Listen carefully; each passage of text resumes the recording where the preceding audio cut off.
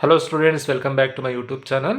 ನಾನು ನಿಮಗೆ ಇವತ್ತಿನ ವಿಡಿಯೋದಲ್ಲಿ ಲಿವರೇಜ್ ಚಾಪ್ಟರ್ನಲ್ಲಿ ವೆರಿ ಇಂಪಾರ್ಟೆಂಟ್ ಪ್ರಾಬ್ಲಮ್ ಮಾಡಿಸ್ತಾ ಇದ್ದೀನಿ. From exam point of view this problem is very important. Manvi limited is capitalised with 5 lakh consisting of 5,000 equity shares of rupees 100 each. Manvi ಕಂಪನಿಯಲ್ಲಿ already 5 lakh ಬಂಡವಾಳ ಅವ್ರ ಹತ್ರ ಇದೆ. The management under its expansion plan desire to raise additional 3 lakh through one of the following financial plans. Manvi ಕಂಪನಿಯ ಬಂಡವಾಳ ಎಷ್ಟು ಅಂತಂದರೆ 5 ಲಕ್ಷ ರೂಪಾಯಿ. ಅವರು ಕಂಪನಿಯನ್ನು ಎಕ್ಸ್ಪ್ಯಾಂಡ್ ಮಾಡಲಿಕ್ಕೆ ಹೊರಟಿದ್ದಾರೆ. ಎಕ್ಸ್ಪ್ಯಾಂಡ್ ಮಾಡಲಿಕ್ಕೆ ಇನ್ನೂ 3 ಲಕ್ಷ ರೂಪಾಯಿ ಅಡಿಷನಲ್ ಕ್ಯಾಪಿಟಲ್ ಬೇಕಾಗತ್ತಂತೆ. ಸೊ ಆ ಅಡಿಷನಲ್ ಕ್ಯಾಪಿಟಲನ್ನು ಪಡ್ಕೊಳ್ಳೋದಕ್ಕೆ ಬೇರೆ ಬೇರೆ ಪ್ಲ್ಯಾನ್ಗಳಿದ್ದಾವೆ. ಇಲ್ಲಿ 4 ಪ್ಲ್ಯಾನ್ ಕೊಟ್ಟಿದ್ದಾರೆ. Plan A, plan B, plan C, plan D.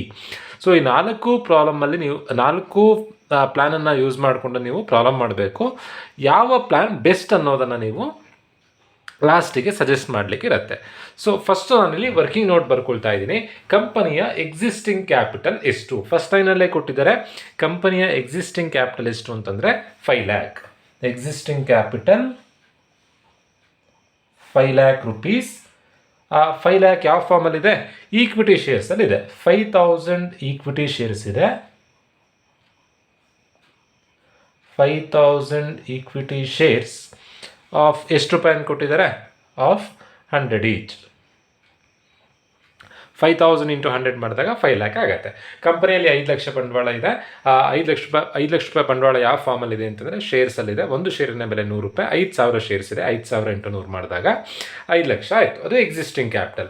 Additional capital, company expand ಮಾಡಲಿಕ್ಕೆ ಎಷ್ಟು ಅಡಿಷನಲ್ ಕ್ಯಾಪಿಟಲ್ ಬೇಕು ಅಂತ ಕೊಟ್ಟಿದ್ದಾರೆ ಕ್ವಶನಲ್ಲಿ. ಎಕ್ಸ್ಪ್ಯಾಂಡ್ ಮಾಡಲಿಕ್ಕೆ 3 lakh ಕ್ಯಾಪಿಟಲ್ ಬೇಕು ಅಂತ ಕ್ವಶನಲ್ಲಿ ಕೊಟ್ಟಿದ್ದಾರೆ. ಡೈರೆಕ್ಟಾಗಿ ಕೊಟ್ಟಿದ್ದಾರೆ. ಎಕ್ಸ್ಪ್ಯಾಂಡ್ ಮಾಡಲಿಕ್ಕೆ 3 lakh ಅಡಿಷನಲ್ ಕ್ಯಾಪಿಟಲ್ ಬೇಕು. ಸೊ ಎಷ್ಟು ಪ್ಲ್ಯಾನ್ಗಳಿದಾವಂತೆ? Plan A, plan B, plan C, plan D. So ನಾನಿಲ್ಲಿ 4 ಕಾಲಮ್ಗಳನ್ನು ಹಾಕ್ಕೊಂಡಿದ್ದೀನಿ. Plan A, plan B, plan C, plan D. So plan A ಅಲ್ಲಿ ಏನಂತ ಕೊಟ್ಟಿದ್ದಾರೆ? All equity capital. ನೋಡಿ, ಕಂಪನಿಯನ್ನು ಎಕ್ಸ್ಪ್ಯಾಂಡ್ ಮಾಡಬೇಕು ಅಂತಂದರೆ ಯಾವ್ಯಾವ ಥರ ಸೋರ್ಸಸ್ ಬೇಕಾಗುವಂಥ ಬಂಡವಾಳನ ಯಾವ್ಯಾವ ಥರದಲ್ಲಿ ಪಡ್ಕೊಳ್ಬೋದು ಅಂತಂದರೆ ಈಕ್ವಿಟಿ ಶೇರ್ ಕ್ಯಾಪಿಟಲಲ್ಲಿ ಪಡ್ಕೊಳ್ಬೋದು, ಪ್ರಿಫರೆನ್ಸ್ ಶೇರ್ ಕ್ಯಾಪಿಟಲಲ್ಲಿ ಪಡ್ಕೊಳ್ಬೋದು, ಡಿಬೆಂಚರ್ ಅಥವಾ ಡೆಟ್ಟಲ್ಲಿ ಪಡ್ಕೊಳ್ಬೋದು. ಈಕ್ವಿಟಿ ಶೇರ್ ಕ್ಯಾಪಿಟಲ್ ಅಂತ ಕೊಡೋ ಬದಲು ಕಾಮನ್ ಸ್ಟಾಕ್ ಅಂತ ಬೇಕಾದರೂ ಕೊಡ್ಬೋದು. ಈಕ್ವಿಟಿ ಶೇರ್ ಕ್ಯಾಪಿಟಲ್ ಅಂತಂದ್ರೂ ಒಂದೇ, ಕಾಮನ್ ಸ್ಟಾಕ್ ಅಂತಂದ್ರೂ ಒಂದೇ. ಕಂಪ್ನಿ ಎಕ್ಸ್ಪ್ಯಾಂಡ್ ಮಾಡಬೇಕಾದ್ರೆ ದುಡ್ಡು ಬೇಕು. ಆ ದುಡ್ಡನ್ನು ಯಾವ್ಯಾವ ಫಾರ್ಮಲ್ಲಿ ಪಡ್ಕೊಳ್ಬೋದು? ಬ್ಯಾಂಕಲ್ಲಿ ಲೋನ್ ಮಾಡ್ಬೋದು. ಲೋನ್ ಅಂತಂದ್ರೂ ಒಂದೇ, ಡಿಬೆಂಚರ್ಸ್ ಅಂತಂದ್ರೂ ಒಂದೇ, ಡೆಟ್ ಬ್ಯಾಂಕಲ್ಲಿ ಲೋನ್ ಮಾಡ್ಬೋದು ಅಥವಾ ಜನರಿಂದ ದುಡ್ಡನ್ನು ಕಲೆಕ್ಟ್ ಮಾಡ್ಬೋದು. Equity share capital, preference share capital, debentures. ಜನರಿಂದ ದುಡ್ಡು ಕಲೆಕ್ಟ್ ಮಾಡಿದ್ರೆ ಅದಕ್ಕೆ ಶೇರ್ ಕ್ಯಾಪಿಟಲ್ ಅಂತ ಅಂತೀವಿ. ಸೊ ಯಾವ್ಯಾವ ಸೋರ್ಸಸ್ ಇದೆ? Equity share capital, preference share capital, debentures. First ಏನಂತ ಕೊಟ್ಟಿದ್ದಾರೆ? ಆಲ್ ಈಕ್ವಿಟಿ ಕ್ಯಾಪಿಟಲ್ ಅಂತ ಕೊಟ್ಟಿದ್ದಾರೆ. ಕಂಪನಿ ಎಕ್ಸ್ಪ್ಯಾಂಡ್ ಮಾಡಲಿಕ್ಕೆ ಎಷ್ಟು ರೂಪಾಯಿ ಬೇಕು? 3 ಲಕ್ಷ ರೂಪಾಯಿ ಬೇಕು. ಆಲ್ ಈಕ್ವಿಟಿ ಕ್ಯಾಪಿಟಲ್ ನೋಡಿ, plan A, plan B, plan C, plan D. Plan A ಅಲ್ಲಿ ಏನಂತ ಕೊಟ್ಟಿದ್ದಾರೆ? All equity capital. ಎಷ್ಟು ಅಮೌಂಟ್ ಬೇಕು? 3 lakh ಬೇಕು. ಅಷ್ಟನ್ನು ನಾನು ಈಕ್ವಿಟಿ ಶೇರ್ ಕ್ಯಾಪಿಟಲ್ ಎದುರುಗಡೆ ಬರ್ಕೊಳ್ತಾ ಇದ್ದೀನಿ. ಪ್ರಿಫರೆನ್ಸ್ ಶೇರ್ ಕ್ಯಾಪಿಟಲ್ಗೆ ನಿಲ್, ಡಿಬೆಂಚರ್ಸ್ಗೂ ನಿಲ್. ಏನಕ್ಕೆ ಅಂದರೆ ಆಲ್ ಈಕ್ವಿಟಿ ಕ್ಯಾಪಿಟಲ್ ಅಂತ ಕೊಟ್ಟಿದ್ದಾರೆ. ಪ್ಲ್ಯಾನ್ ಬಿ ಅಲ್ಲಿ ಏನಂತ ಕೊಟ್ಟಿದ್ದಾರೆ? 1 lakh in equity share capital, then 2 lakh in debentures. Preference share capital ಇಲ್ಲ, 2 lakh ಇನ್ ಡಿಬೆಂಚರ್ಸ್. ಪರ್ಸಂಟೇಜ್ ಕೊಟ್ಟಿದ್ದಾರೆ ನೋಡಿ. ಎಷ್ಟು ಪರ್ಸಂಟೇಜ್ ಕೊಟ್ಟಿದ್ದಾರೆ? 2 lakh ಪಕ್ಕದಲ್ಲಿ 10% ಕೊಟ್ಟಿದ್ದಾರೆ. ಆ ಪರ್ಸಂಟೇಜನ್ನು ಹಾಗೆ ಬರ್ಕೊಳ್ತಾ ಇದ್ದೀನಿ. ಸೊ ಪ್ರಿಫರೆನ್ಸ್ ಶೇರ್ ಕ್ಯಾಪಿಟಲ್ ಏನಕ್ಕೆ ಬರ್ದಿಲ್ಲ? Preference share capital plan B ಅಲ್ಲಿ ಕೊಡಲಿಲ್ಲ. ಅಲ್ಲಿಗೆ ಪ್ಲ್ಯಾನ್ ಬಿ ಆಯಿತು. ಪ್ಲ್ಯಾನ್ ಸಿ, ಪ್ಲ್ಯಾನ್ ಸಿ ಅಲ್ಲಿ ಏನಂತ ಕೊಟ್ಟಿದ್ದಾರೆ? All in debentures. ಆಲ್ ಅಂದರೆ ಅಡಿಷನಲ್ ಕ್ಯಾಪಿಟಲ್ ಎಷ್ಟು? 3 lakh. ಈಕ್ವಿಟಿ ಶೇರ್ ಕ್ಯಾಪಿಟಲ್ಗೆ ಏನೂ ಬರೀಲಿಕ್ಕಿಲ್ಲ, ಪ್ರಿಫರೆನ್ಸ್ ಶೇರ್ ಕ್ಯಾಪಿಟಲ್ಗೂ ಏನೂ ಬರೀಲಿಕ್ಕಿಲ್ಲ. All in debentures. ಎಷ್ಟು ಅಮೌಂಟ್ ಬೇಕು? 3 lakh ಬೇಕು. 3 lakh ಅನ್ನು ಡಿಬೆಂಚರ್ಸಲ್ಲಿ ಬರ್ಕೊಳ್ತಾ ಇದ್ದೀನಿ. ಎಷ್ಟು ಪರ್ಸಂಟೇಜ್ ಕೊಟ್ಟಿದ್ದಾರೆ? 10% ಕೊಟ್ಟಿದ್ದಾರೆ. Then plan D. Plan D ಅಲ್ಲಿ ಏನಂತಿದೆ? 1 lakh in equity capital. Equity share ಕ್ಯಾಪಿಟಲಿಗೆ 1 lakh.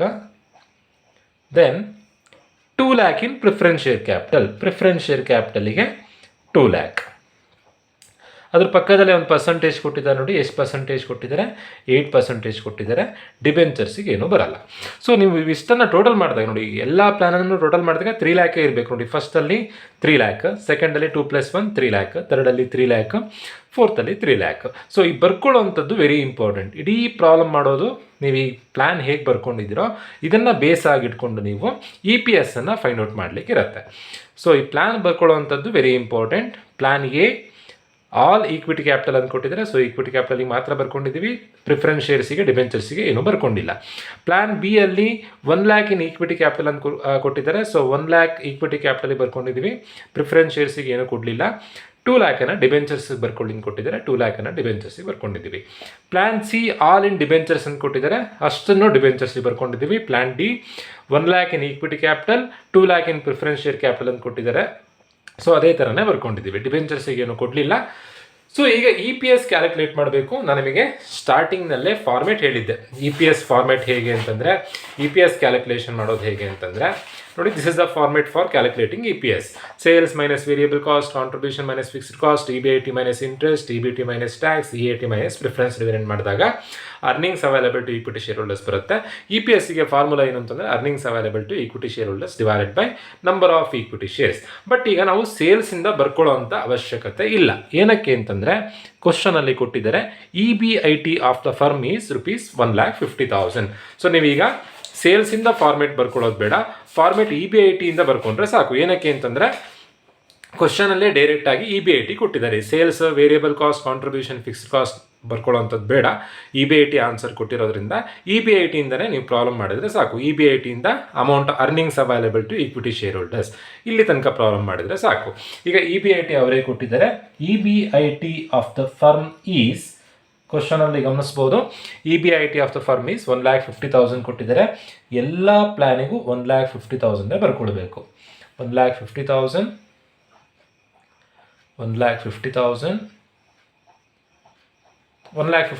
ಈಚ್, ಎಲ್ಲ ಪ್ಲ್ಯಾನಿಗೂ 1,50,000 ಬರ್ಕೊಳ್ಬೇಕು. EBIT ಆದಮೇಲೆ ಬರುವಂಥದ್ದು ಲೆಸ್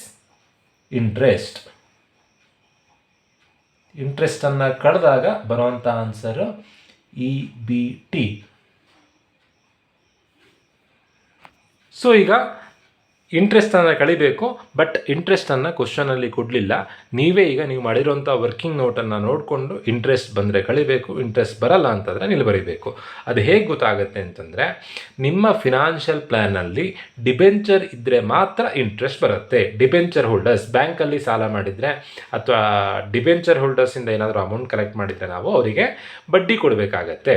ಶೇರ್ ಹೋಲ್ಡರ್ಸಿಗೆ ಬಡ್ಡಿ ಕೊಡೋದು ಬೇಡ, ಶೇರ್ ಹೋಲ್ಡರ್ಸಿಗೆ ಡಿವಿಡೆಂಡ್ ಕೊಡಬೇಕಾಗತ್ತೆ. ಸೊ ಯಾವಾಗ ಇಂಟ್ರೆಸ್ಟ್ ಬರೀಬೇಕು ಅಂತಂದರೆ ನಿಮ್ಮ ಪ್ಲ್ಯಾನ್ನಲ್ಲಿ ಡಿಬೆಂಚರ್ಸ್ ಏನಾದರೂ ಅಮೌಂಟ್ ಇದ್ದರೆ ಮಾತ್ರ ಇಂಟ್ರೆಸ್ಟ್ ಬರೀಬೇಕು. ನೋಡಿ ಪ್ಲ್ಯಾನ್ ಎ ನೋಡಿ, ಪ್ಲ್ಯಾನ್ ಎ ಅಲ್ಲಿ ಡಿಬೆಂಚರ್ಸ್ ಇಲ್ಲ, ಸೊ ಹಾಗಾಗಿ ಇಂಟ್ರೆಸ್ಟ್ ಬರಲ್ಲ. ಪ್ಲ್ಯಾನ್ ಬಿ ಅಲ್ಲಿ ಡಿಬೆಂಚರ್ಸ್ ಇದೆ, ಹಾಗಾಗಿ ಇಂಟ್ರೆಸ್ಟ್ ಬರುತ್ತೆ. ಪ್ಲ್ಯಾನ್ ಸಿ ಯಲ್ಲೂ ಡಿಬೆಂಚರ್ಸ್ ಇದೆ, ಹಾಗಾಗಿ ಇಂಟ್ರೆಸ್ಟ್ ಬರುತ್ತೆ. ಪ್ಲ್ಯಾನ್ ಡಿ ಅಲ್ಲಿ ಡಿಬೆಂಚರ್ ಇಲ್ಲ, ಹಾಗಾಗಿ ಇಂಟ್ರೆಸ್ಟ್ ಬರಲ್ಲ. ಇಂಟ್ರೆಸ್ಟ್ ಯಾವಾಗ ಬರುತ್ತೆ?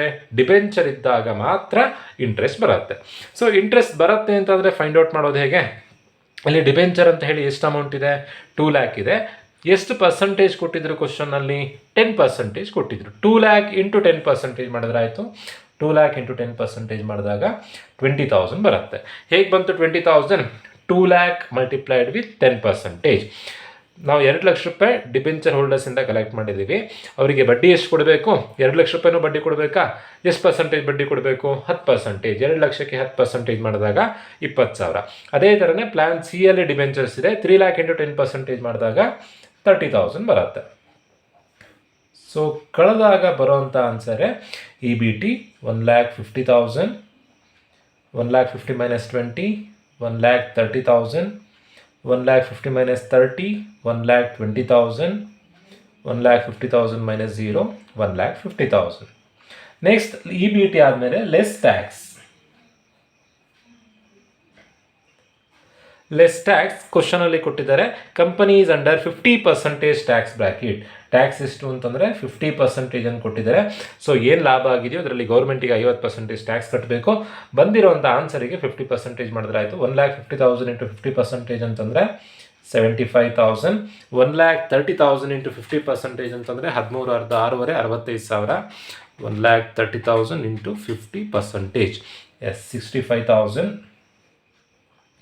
then 60,000, then 75,000. ಸೊ ಟ್ಯಾಕ್ಸನ್ನು ಕಳೆದಾಗ ಬರುವಂಥ ಆನ್ಸರ್ ಏನು ಅಂತಂದರೆ EAT, earning after tax. 1,50,000 minus 75,000, 75,000. Next 65,000. Next 60,000. Next 75,000 EAT. ಹೇಗೆ ಬಂತು? ಕಳೆದು ಬರೆದಿರುವಂಥದ್ದು. ಸೊ EBIT ಅಲ್ಲಿ ಇಂಟ್ರೆಸ್ಟ್ ಲೆಸ್ ಮಾಡಿ ಆಯಿತು, ನೆಕ್ಸ್ಟ್ ಟ್ಯಾಕ್ಸ್ ಲೆಸ್ ಮಾಡಿ ಆಯಿತು, ನೆಕ್ಸ್ಟು ಪ್ರಿಫರೆನ್ಸ್ ಡಿವಿಡೆಂಡನ್ನು ಲೆಸ್ ಮಾಡಬೇಕು. ಪ್ರಿಫರೆನ್ಸ್ ಡಿವಿಡೆಂಡನ್ನು ಲೆಸ್ ಮಾಡಿದಾಗ ಬರೋವಂಥ ಆನ್ಸರ್ ಅಮೌಂಟ್ ಅವೈಲಬಲ್ ಟು ಅಥವಾ earnings available to equity share holder. ನಾನಿಲ್ಲಿ ಶಾರ್ಟ್ ಫಾರ್ಮ್ ಬರಿತಾ ಇದ್ದೀನಿ, ನೀವು ಎಕ್ಸಾಮ್ನಲ್ಲಿ ಫುಲ್ ಫಾರ್ಮೇ ಬರೀಬೇಕು. Amount available to equity share holders ಅಂದರೂ ಒಂದೇ, earnings available to equity share holder ಅಂದರೂ ಒಂದೇ. ಸೊ ಪ್ರಿಫರೆನ್ಸ್ ಡಿವಿಡೆಂಡ್ ಯಾವಾಗ ಬರುತ್ತೆ ಅಂತಂದರೆ, ನಿಮ್ಮ ಪ್ಲ್ಯಾನ್ನಲ್ಲಿ ಪ್ರಿಫರೆನ್ಸ್ ಶೇರ್ ಕ್ಯಾಪಿಟಲ್ ಇದ್ದರೆ ಮಾತ್ರ ಪ್ರಿಫರೆನ್ಸ್ ಡಿವಿಡೆಂಡ್ ಬರುತ್ತೆ. ಇಂಟ್ರೆಸ್ಟ್ ಯಾವಾಗ ಬರುತ್ತೆ? ಡಿಬೆಂಚರ್ ಇದ್ದರೆ ಇಂಟ್ರೆಸ್ಟ್ ಬರುತ್ತೆ, ಪ್ರಿಫರೆನ್ಸ್ ಶೇರ್ ಕ್ಯಾಪಿಟಲ್ ಇದ್ದರೆ ಪ್ರಿಫರೆನ್ಸ್ ಡಿವಿಡೆಂಡ್ ಬರುತ್ತೆ. ಪ್ಲ್ಯಾನ್ ಎ ಅಲ್ಲಿ ಎಲ್ಲಾದರೂ ಪ್ರಿಫರೆನ್ಸ್ ಶೇರ್ ಕ್ಯಾಪಿಟಲ್ ಇದೆಯಾ? ಇಲ್ಲ. ಸೊ ಹಾಗಾಗಿ ಪ್ರಿಫರೆನ್ಸ್ ಡಿವಿಡೆಂಡ್ ಬರಲ್ಲ. ಪ್ಲ್ಯಾನ್ ಬಿ ಅಲ್ಲಿ ಪ್ರಿಫರೆನ್ಸ್ ಶೇರ್ ಕ್ಯಾಪಿಟಲ್ ಇದೆಯಾ? ಇಲ್ಲ. ಸೊ ಪ್ರಿಫರೆನ್ಸ್ ಡಿವಿಡೆಂಡ್ ಬರಲ್ಲ. ಪ್ಲ್ಯಾನ್ ಸಿ ಯಲ್ಲೂ ಇಲ್ಲ, ಸೊ ಪ್ರಿಫರೆನ್ಸ್ ಡಿವಿಡೆಂಡ್ ಬರಲ್ಲ. ಪ್ಲ್ಯಾನ್ ಡಿ ಅಲ್ಲಿ ಪ್ರಿಫರೆನ್ಸ್ ಶೇರ್ ಕ್ಯಾಪಿಟಲ್ ಇದೆ. ಎಷ್ಟು ಪ್ರಿಫರೆನ್ಸ್ ಶೇರ್ ಕ್ಯಾಪಿಟಲ್ ಇದೆ? 2 lakh ಪ್ರಿಫರೆನ್ಸ್ ಶೇರ್ ಕ್ಯಾಪಿಟಲ್ ಇದೆ. ಪ್ರಿಫರೆನ್ಸ್ ಶೇರ್ ಹೋಲ್ಡರ್ಸಿಂದ 2 ಲಕ್ಷ ರೂಪಾಯಿ ಕಲೆಕ್ಟ್ ಮಾಡಿದ್ದೀವಿ. ಅವರಿಗೆ ವರ್ಷ 8% ಬಡ್ಡಿ ಕೊಡಬೇಕು. ಎಂಟೆರಡ್ಲಿ 16,000 ರೂಪಾಯಿ ಬಡ್ಡಿ ಕೊಡಬೇಕು. Preference dividend amount find out ಮಾಡಿದ್ದು ಹೇಗೆ ಅಂತಂದರೆ, ಪ್ರಿಫರೆನ್ಸ್ ಶೇರ್ ಕ್ಯಾಪಿಟಲ್ ಎಷ್ಟಿತ್ತು? 2 lakh ಇತ್ತು. 2 lakh ಇಂಟು 8%, ಅವಾಗ 16,000 ಬರುತ್ತೆ. ಸೊ ಅಲ್ಲಿಗೆ ಪ್ರಿಫರೆನ್ಸ್ ಡಿವಿಡೆಂಡನ್ನು ಕಳೆದಾಯಿತು. ಬರೋವಂಥ final answer 75,000, 65,000, 75 minus 0, 75, 65 minus 0, 65, 60,000 minus 0, 60, 75 minus 16,000, answer 59,000. So next ನೀವೇನು ಫೈಂಡ್ ಔಟ್ ಮಾಡಬೇಕು? EPS ಅನ್ನು ಫೈಂಡ್ ಔಟ್ ಮಾಡಬೇಕು. EPSಗೆ ಫಾರ್ಮುಲಾ ಏನು? Amount available to equity share holders divided by number of equity shares. ಈ ಫಾರ್ಮುಲಾ ಅಪ್ಲೈ ಮಾಡಿದ್ರೆ ನಿಮಗೆ EPS ಆನ್ಸರ್ ಸಿಗುತ್ತೆ. ಸೊ ಒಟ್ಟು 4 ಪ್ಲ್ಯಾನ್ ಇದೆ. ಪ್ಲ್ಯಾನ್ ಎ, ಪ್ಲ್ಯಾನ್ ಎಯ amount available to equity share holders ಎಷ್ಟಿದೆ? ಲಾಸ್ಟಿಗೆ ಫೈನಲ್ ಆನ್ಸರ್ ಎಷ್ಟು ಬಂದಿದೆ? 75,000 divided by, very important, number of equity shares ಬರ್ಕೊಳ್ಬೇಕಾದ್ರೆ ಎಕ್ಸಿಸ್ಟಿಂಗ್ ಶೇರ್ ಕ್ಯಾಪಿಟಲ್ನಲ್ಲಿ ಶೇರ್ಸ್ ಎಷ್ಟಿತ್ತು, ಅಡಿಷನಲ್ ಶೇರ್ ಕ್ಯಾಪಿಟಲ್ನಲ್ಲಿ ಶೇರ್ಸ್ ಎಷ್ಟಿತ್ತು, ಅವಷ್ಟನ್ನು ಇನ್ಕ್ಲೂಡ್ ಮಾಡಿ ಬರ್ಕೊಳ್ಬೇಕು. ಎಕ್ಸಿಸ್ಟಿಂಗ್ ಶೇರ್ಸ್ ಎಷ್ಟು?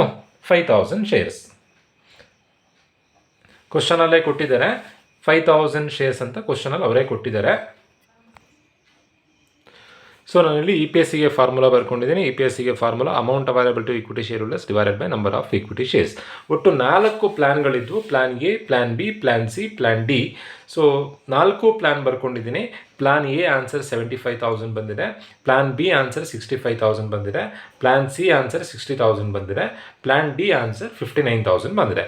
Amount available to equity share holders ಅಂದರೆ ಲಾಸ್ಟ್ಗೆ ಬಂದಿರುವಂಥ answer divided by number of equity shares ಮಾಡಬೇಕಾದ್ರೆ, ನಂಬರ್ ಆಫ್ ಈಕ್ವಿಟಿ ಶೇರ್ಸ್ ಹೇಗೆ ಬರೀಬೇಕು ಅಂತಂದರೆ, ಆಲ್ರೆಡಿ ಇರೋವಂಥ ಶೇರ್ಸ್ ಎಷ್ಟು? 5,000 ಶೇರ್ಸ್. ಸೊ ಎಲ್ಲ ಪ್ಲ್ಯಾನಿಗೂ 5,000 ಶೇರ್ಸ್ ಬರ್ಕೊಳ್ಬೇಕು. ಪ್ಲಸ್ ಅಡಿಷನಲ್ ಶೇರ್ಸ್ ಯಾವಾಗ ಬರೀಬೇಕು ಅಂತಂದರೆ, ಅಡಿಷನಲ್ ಶೇರ್ ಕ್ಯಾಪಿಟಲ್ನಲ್ಲಿ ಈಕ್ವಿಟಿ ಶೇರ್ಸ್ ಇದ್ದರೆ ಮಾತ್ರ. ನೋಡಿ, ಪ್ಲ್ಯಾನ್ ಎ ಅಲ್ಲಿ ಈಕ್ವಿಟಿ ಶೇರ್ಸ್ ಇದೆ, ಸೊ ಅಡಿಷನಲ್ ಶೇರ್ಸ್ ಬರುತ್ತೆ. ಪ್ಲ್ಯಾನ್ ಬಿ ಅಲ್ಲೂ ಈಕ್ವಿಟಿ ಶೇರ್ಸ್ ಇದೆ, ಸೊ ಅಡಿಷನಲ್ ಶೇರ್ಸ್ ಬರುತ್ತೆ. ಪ್ಲ್ಯಾನ್ ಸಿ ಅಲ್ಲಿ ಈಕ್ವಿಟಿ ಶೇರ್ಸ್ ಇಲ್ಲ, ಸೊ ಅಡಿಷನಲ್ ಶೇರ್ಸ್ ಬರಲ್ಲ. ಪ್ಲ್ಯಾನ್ ಡಿ ಅಲ್ಲಿ ಈಕ್ವಿಟಿ ಶೇರ್ಸ್ ಇದೆ, ಸೊ ಅಡಿಷನಲ್ ಶೇರ್ಸ್ ಬರುತ್ತೆ. ಸೊ ಹಾಗಾದರೆ ಅಡಿಷನಲ್ ಶೇರ್ಸನ್ನು ಫೈಂಡ್ ಔಟ್ ಮಾಡೋದು ಹೇಗೆ ಅಂತಂದರೆ, ನಮ್ಮ ಶೇರ್ ಕ್ಯಾಪಿಟಲ್ ಎಷ್ಟಿದೆ? 3 lakh ಇದೆ. ಅಡಿಷನಲ್ ಶೇರ್ಸನ್ನು ಫೈಂಡ್ ಔಟ್ ಮಾಡೋದು ಹೇಗೆ ಅಂತಂದರೆ, 3 lakh ಡಿವೈಡೆಡ್ ಬೈ ಒಂದು ಶೇರಿನ ಬೆಲೆ, ಫೇಸ್ ವ್ಯಾಲ್ಯೂ ಎಷ್ಟಿದೆ? 100 ಇದೆ. 3 lakh ಡಿವೈಡೆಡ್ ಬೈ 100 ಮಾಡಿದಾಗ 3,000 ಶೇರ್ಸ್ ಬಂತು. ಅದೇ ಥರನೇ ಪ್ಲ್ಯಾನ್ ಬಿ ಅಲ್ಲಿ 1 lakh ಡಿವೈಡೆಡ್ ಬೈ 100 ಮಾಡಿದಾಗ 1,000 ಶೇರ್ಸ್ ಬಂತು. ಪ್ಲ್ಯಾನ್ ಡಿ ಅಲ್ಲಿ, ಸಿ ಅಲ್ಲಿ ಇಲ್ಲ, ಡಿ ಅಲ್ಲಿ 1 lakh ಇದೆ, 1 lakh ಡಿವೈಡೆಡ್ ಬೈ 100 ಮಾಡಿದಾಗ 1,000 ಶೇರ್ಸ್ ಬಂತು. So number of equity shares ಬರ್ಕೊಳ್ಬೇಕಾದ್ರೆ existing shares 5,000 plus additional shares 3,000 for plan A. Plan ಬಿಗೆ existing shares 5,000 plus new shares 1,000. Plan ಸಿಗೆ existing shares 5,000 plus additional shares 0. Plan ಡಿಗೆ existing shares 5000 plus additional shares 1000. So simplify ಮಾಡಿದಾಗ 75,000 divided by 8,000 9.375 per share. Plan ಬಿಗೆ 65,000 divided by 6,000 10.83 per share. Plan ಸಿಗೆ 60,000 divided by 5,000 12 per share. Plan ಡಿಗೆ 59,000 divided by 6,000 9.83 per share. ಲಾಸ್ಟಿಗೆ ನೀವು recommend ಮಾಡಲಿಕ್ಕೆ ಇರುತ್ತೆ ನೋಡಿ, ಕ್ವಶನಲ್ಲಿ ಕೊಟ್ಟಿದ್ದಾರೆ recommend which plan would be suitable from the point of view of share holders. ನೀವೇ ಏನಾದರೂ ಈ ಕಂಪನಿಯ ಶೇರ್ ಹೋಲ್ಡರ್ಸ್ ಆದರೆ ಯಾವ ಪ್ಲ್ಯಾನ್ ನಿಮಗೆ ಬೆಸ್ಟ್? ಯಾವ ಪ್ಲ್ಯಾನ್ ನಮಗೆ ಬೆಸ್ಟ್ ಅಂತಂದರೆ, ಯಾವ ಪ್ಲ್ಯಾನ್ನಲ್ಲಿ ಹೈಯೆಸ್ಟ್ EPS ಸಿಗ್ತಾ ಇದೆಯೋ ಆ ಪ್ಲ್ಯಾನ್ ನಮಗೆ ಬೆಸ್ಟ್. ಶೇರ್ ಹೋಲ್ಡರ್ಸಿಗೆ ಜಾಸ್ತಿ ರಿಟರ್ನ್ ಸಿಕ್ಕಿದರೆ ಆ ಪ್ಲ್ಯಾನ್ ಬೆಸ್ಟ್ ಅಂತ. ಸೊ ಪ್ಲ್ಯಾನ್ ಎ ಅಲ್ಲಿ ಇವಿಷ್ಟನ್ನು ಕಂಪೇರ್ ಮಾಡಿದಾಗ ಪ್ಲ್ಯಾನ್ ಸಿ ಅಲ್ಲಿ ಜಾಸ್ತಿ ರಿಟರ್ನ್ ಸಿಗ್ತಾ ಇದೆ. ಸೊ ಅದನ್ನು ನೀವು ಲಾಸ್ಟಿಗೆ ರೆಕಮೆಂಡ್ ಮಾಡಬೇಕಾಗತ್ತೆ. ಹೇಗೆ ಬರೀಬೇಕು? Plan C is best one. Why it is best? Because the EPS of plan C is high when compared to all other financial plans. But ಇದೇ ಪ್ರಾಬ್ಲಮಲ್ಲಿ recommend which plan would be suitable from the point of view of company ಅಂತ ಕೊಟ್ಟರೆ, company perspectively ಯೋಚನೆ ಮಾಡಿದ್ರೆ ಯಾವುದು ಕಮ್ಮಿ answer ಬಂದಿರುತ್ತೋ ಅದು best. Share holders ಪರ್ಸ್ಪೆಕ್ಟಿವ್ನಲ್ಲಿ ಆನ್ಸರ್ ಮಾಡಿ ಅಂತ ಕೊಟ್ಟರೆ ಯಾವುದು ಹೈಯೆಸ್ಟ್ ಇರುತ್ತೋ ಅದು ಹೈಯೆಸ್ಟ್ ಅರ್ನಿಂಗ್ಸ್ ಇರುತ್ತೋ EPS ಇರುತ್ತೋ ಅದು ಬೆಸ್ಟ್. ಈ ಪ್ರಾಬ್ಲಮ್ನಲ್ಲಿ ಶೇರ್ ಹೋಲ್ಡರ್ಸ್ ಪರ್ಸ್ಪೆಕ್ಟಿವ್ನಲ್ಲಿ ಆನ್ಸರ್ ಮಾಡಿ ಅಂತ ಕೊಟ್ಟಿದ್ದಾರೆ. So plan C is best one because the plan EPS of plan C is high when compared to all other financial plans. So from exam point of view this problem is very important. Hope ಎಲ್ರಿಗೂ video ಅರ್ಥ ಆಗಿದೆ ಅಂತ ಅಂದ್ಕೊಳ್ತಾ ಇವತ್ತಿನ video ಮುಗಿಸ್ತಾ ಇದ್ದೀನಿ. ಅದಕ್ಕಿಂತ ಮುಂಚೆ ಇನ್ನೊಂದು ವೆರಿ ಇಂಪಾರ್ಟೆಂಟ್ ಪಾಯಿಂಟ್ ಇದೆ. ಈಕ್ವಿಟಿ ಶೇರ್ ಕ್ಯಾಪಿಟಲ್ ಅಂತ ಕೊಡೋ ಬದಲು ಕಾಮನ್ ಸ್ಟಾಕ್ ಅಂತ ಬೇಕಾದರೂ ಕೊಡ್ಬೋದು. ಈಕ್ವಿಟಿ ಶೇರ್ ಕ್ಯಾಪಿಟಲ್ ಅಂದ್ರೆ ಒಂದೇ, ಕಾಮನ್ ಸ್ಟಾಕ್ ಅಂದ್ರೆ ಒಂದೇ. ಡಿಬೆಂಚರ್ಸ್ ಅಂತ ಕೊಡೋ ಬದಲು ಡೆಟ್ ಅಂತ ಬೇಕಾದರೂ ಕೊಡ್ಬೋದು, ಇಲ್ಲಾಂದರೆ ಬ್ಯಾಂಕ್ ಲೋನ್ ಅಂತ ಬೇಕಾದರೂ ಕೊಡ್ಬೋದು. ಇವಿಷ್ಟನ್ನು ನೆನ್ಪಿಟ್ಕೊಂಡಿರಿ. ಹೋಪ್ ಎಲ್ರಿಗೂ ವಿಡಿಯೋ ಅರ್ಥ ಆಗಿದೆ ಅಂತ ಅಂದ್ಕೊಳ್ತಾ ವಿಡಿಯೋ ಮುಗಿಸ್ತಾ ಇದ್ದೀನಿ. ಆದಷ್ಟು ನಿಮ್ಮ ಫ್ರೆಂಡ್ಸಿಗೆ ವಿಡಿಯೋನ ಶೇರ್ ಮಾಡಿ. ಹಾಗೆ ನಮ್ಮ ಚಾನಲನ್ನು ಯಾರ್ಯಾರು ಸಬ್ಸ್ಕ್ರೈಬ್ ಮಾಡಲಿಲ್ವೋ ಸಬ್ಸ್ಕ್ರೈಬ್ ಮಾಡಿ. ಹಾಗೆ ವಿಡಿಯೋ ಇಷ್ಟ ಆದರೆ ಲೈಕ್ ಮಾಡಿ ಅಂತ ಹೇಳ್ತಾ ವಿಡಿಯೋ ಮುಗಿಸ್ತಾ ಇದ್ದೀನಿ. Thank you.